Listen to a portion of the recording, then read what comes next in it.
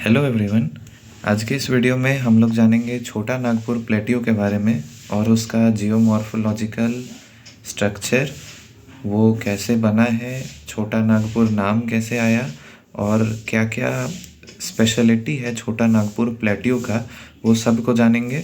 कौन कौन से स्टेट से घिरा हुआ है, कौन कौन सी नदियाँ बहती हैं यहाँ पे, आज के इस वीडियो में हम लोग सब कुछ जानेंगे। तो चलिए स्टार्ट करते हैं छोटा नागपुर प्लेटियो के बारे में। छोटा नागपुर प्लेटियो, ये टॉपिक होगा हम लोग का रीजनल जियोमॉर्फोलॉजी ऑफ छोटा नागपुर प्लेटियो। रीजनल जियोमॉर्फोलॉजी को ब्रेक करते हैं जब हम लोग, तब एक टर्म आता है रीजन और एक आता है जियोमॉर्फोलॉजी। जियोमॉर्फोलॉजी तो हम लोग को पता है लैंडफॉर्म का स्टडी होता है, तो रीजन को जानते हैं हम लोग और प्लेटियो को जानते हैं जो थोड़ा सा न्यू होगा। तो प्लेटियो या पठार वैसा भूखंड होता है जिसका शीर्ष भाग चपटा हो और खड़े ढाल वाला हो, मतलब कुछ इस तरह का स्ट्रक्चर होता है पठार का, प्लेटियो का। इसका जो साइड वाला पार्ट है वो ज़्यादा स्लोप वाला होता है और ऊपर जो होता है वो फ्लैट रहता है। इसको टेबल लैंड स्ट्रक्चर भी बोला जाता है प्लेटियो को, इस तरह का होता है। तो छोटा नागपुर जो है वो एक तरह का पठार है, प्लेटियो है। और रीजन क्या होता है? रीजन मतलब होता है एक ऐसा एरिया जहाँ पे होमोजेनिटी हो, मतलब समरूपता हो, एक जैसे चीज़ें पाए जाए और बाकी क्षेत्र से वो भिन्न हो, यानी कि डिस्टिंक्ट हो। ठीक है, इसको कहते हैं हम लोग रीजन। जैसे कि क्लाइमेटिक रीजन होता है, एग्रीकल्चरल रीजन होता है, वहाँ पे एक ही तरह का क्लाइमेट मिलेगा, बाकी जगह से अलग होगा, उसको रीजन कहेंगे हम लोग। ठीक है, तो ये हो गया रीजन। अब छोटा नागपुर प्लेटियो का नाम छोटा नागपुर क्यों पड़ा, उसको समझते हैं। तो छोटा नागपुर में जो छोटा शब्द है वो रांची के पास का एक गांव है छोटिया, उससे आया है, उसी का मिस प्रोनाउंसिएशन है छोटा। और नागपुर जो नाम पड़ा है वो यहाँ पे राज करने वाले नागवंशी राजाओं के कारण पड़ा है, तो इसलिए इस पठार का नाम छोटा नागपुर का पठार पड़ा। अब इसके आसपास में कौन कौन से राज्य हैं उसको समझते हैं। तो इसके नॉर्थ में बिहार है, ईस्ट में बंगाल है, साउथ में उड़ीसा है और वेस्ट में छत्तीसगढ़ है। इसके बीच में छोटा नागपुर का पठार आता है। और कौन कौन सी प्रमुख नदियां हैं? तो उत्तर में बिहार के तरफ तो गंगा हो गया, पश्चिम बंगाल तरफ भी गंगा, साउथ में उड़ीसा के तरफ आ जाएगा महानदी, और इधर हम लोग का ईस्ट वेस्ट तरफ कोई नदी नहीं है, वहाँ पे बुंदेलखंड की पहाड़ियाँ हैं, वहाँ से नदी वैसा कोई निकलता नहीं है मेजर। तो ये था इसका कौन कौन सी नदियों से घिरा है, कौन सा राज्य है और कैसे नाम पड़ा। अब जानते हैं हम लोग इसका निर्माण कैसे हुआ। तो छोटा नागपुर प्लेटियो का निर्माण आज से लगभग करोड़ों वर्ष पहले मियोसीन प्लियोसीन के टाइम पे हुआ था। जब हिमालय का निर्माण हुआ था उसी समय के टाइम पे हुआ था। जैसे ही कि हिमालय का निर्माण हुआ था उसी समय छोटा नागपुर का प्लेटियो भी बना था। तो हिमालय का निर्माण कैसे हुआ था? तो इंडो ऑस्ट्रेलियाई प्लेट जो था वो जब यूरेशियन प्लेट से टकराया था, मतलब यूरोप के प्लेट से जब टकराया था, तब जाके हिमालय का निर्माण हुआ था। और उसी समय 3.26 अरब वर्ष पूर्व छोटा नागपुर का पठार भी बना था।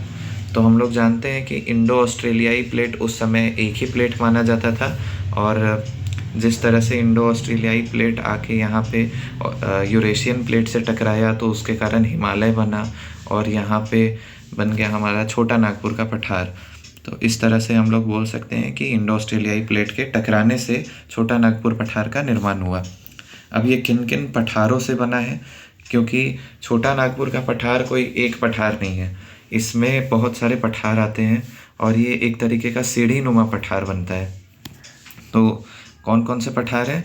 तो जैसे हजारीबाग का पठार है, चतरा का पठार है, रांची का पठार है, पाट पठार है, पलामू पठार है, और भी बहुत सारे पठार हैं, गिरिडीह है, रामगढ़ है, बहुत सारा पठार है। ठीक है, अब कौन कौन सी नदियाँ यहाँ पे बहती हैं?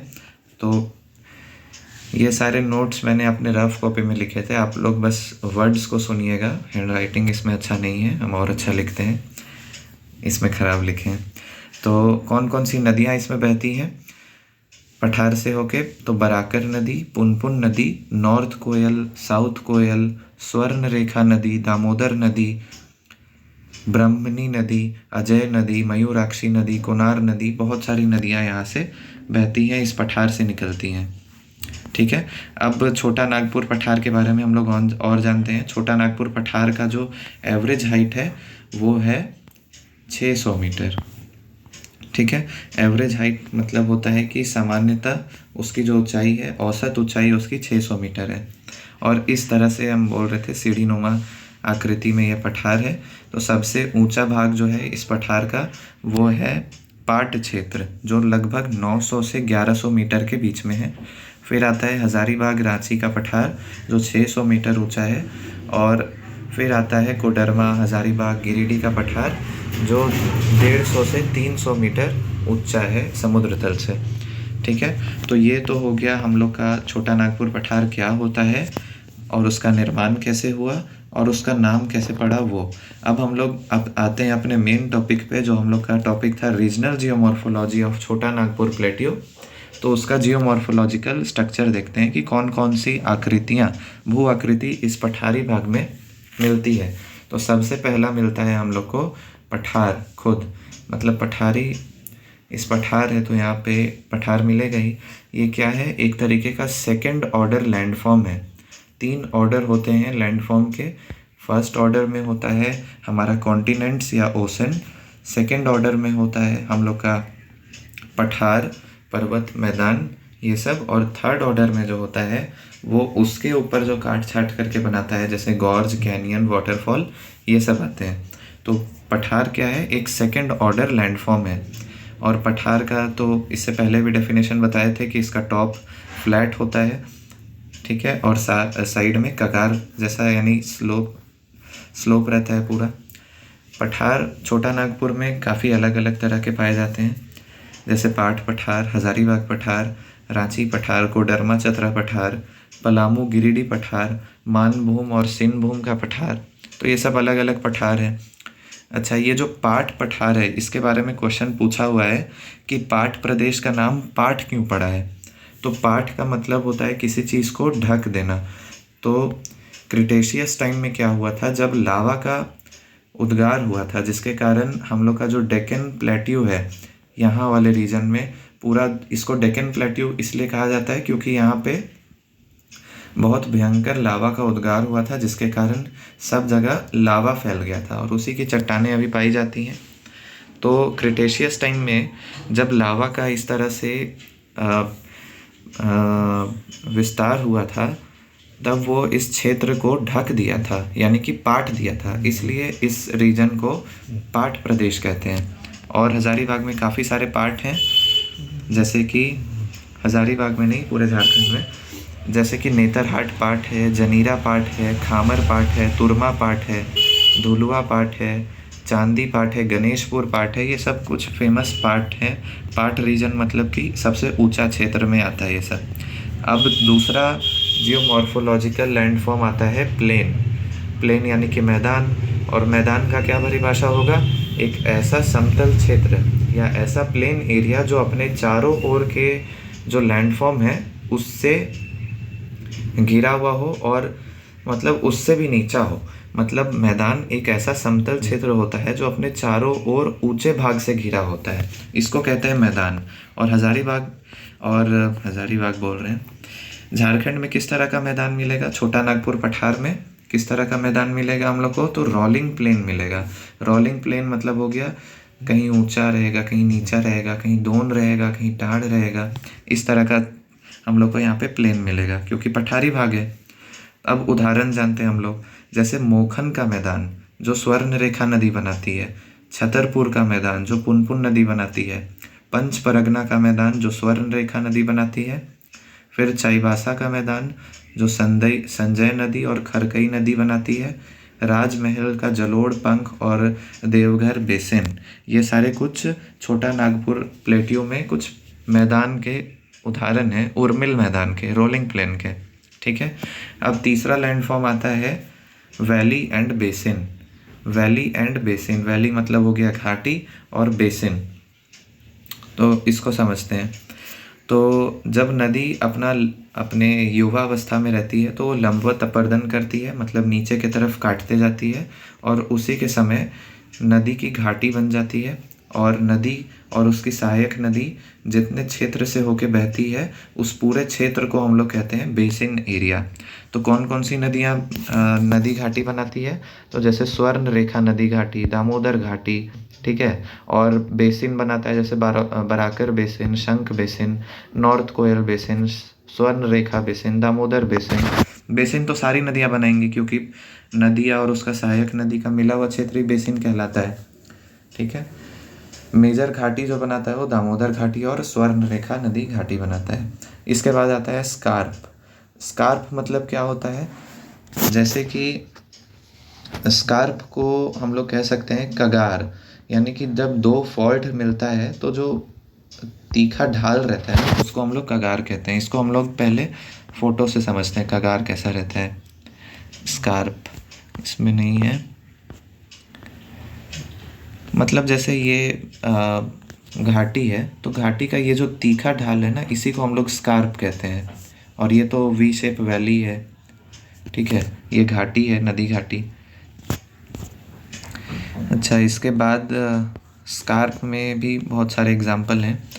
जैसे कि हमारा पूरा जो झारखंड है, हम लोग झारखंड के ही बारे में पढ़ेंगे, बल्कि छोटा नागपुर का जो पठार है वो अलग अलग राज्यों में भी फैला हुआ है। बिहार में भी है, छत्तीसगढ़ में भी है, उड़ीसा में भी है। हम लोग झारखंड का जियोमॉर्फोलॉजी पढ़ते हैं।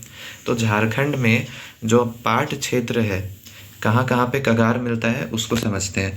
तो झारखंड का जो ये मान लीजिए गंदा सा झारखंड का मैप है, गंदा सा ही बना हुआ है। यहाँ पे है हमारा रांची का पठार, ठीक है, ये हजारीबाग का पठार है, ये पाट का पठार है, ये सिंहभूम का पठार है। तो पाट पठार के हम लोग को कौन सा डायरेक्शन में मिल रहा है? तो नॉर्थ ईस्ट में और नॉर्थ में मिल रहा है, पूर्व और उत्तर में मिल रहा है। उसी तरह रांची पठार के बारे में देखें तो रांची पठार के उत्तर में मिल रहा है, दक्षिण में मिल रहा है और पूर्व में मिल रहा है, पश्चिम में मिल रहा है, ठीक है। और हजारीबाग पठार तो चारों तरफ पठार से घिरा हुआ है। कैसे घिरा हुआ है? तो जैसे ये हजारीबाग पठार है तो इसके नॉर्थ में आ जाएगा पद्मा घाटी, पद्मा घाटी, ठीक है। साउथ में आ जाएगा चरही घाटी, यहाँ पे हो जाएगा चरही घाटी। ईस्ट में हो जाएगा आपका नरखी घाटी, यहाँ पे नरखी घाटी है इस पठार में। और यहाँ पे आ जाएगा आपका लिखलेही घाटी, ठीक है। ये कुछ घाटियाँ हैं और उनके उदाहरण हैं। और कोडरमा, सिंहभूम, ये सब तरफ भी बहुत सारी घाटियाँ पाई जाती हैं। इसके बाद का जियोमॉर्फोलॉजिकल लैंडफॉर्म है पॉट होल्स। पॉट होल्स का मतलब होता है नदी जो गड्ढा बना देता है जब जहाँ से वो बहता है, कुछ इस तरह का। नदी यहाँ से बह रहा था और इस तरह का गड्ढा बना दिया, तो इसी को कहते हैं हम लोग पॉट होल्स, ठीक है। पॉट होल हो गया। अब आता है पहाड़ी या कटक। ये भी एक जियोमॉर्फोलॉजी है, जियोमॉर्फोलॉजिकल लैंडफॉर्म है, पहाड़ी एवं कटक। तो हजारीबाग की पहाड़ी हो गया, गिरिडीह की पहाड़ी हो गया।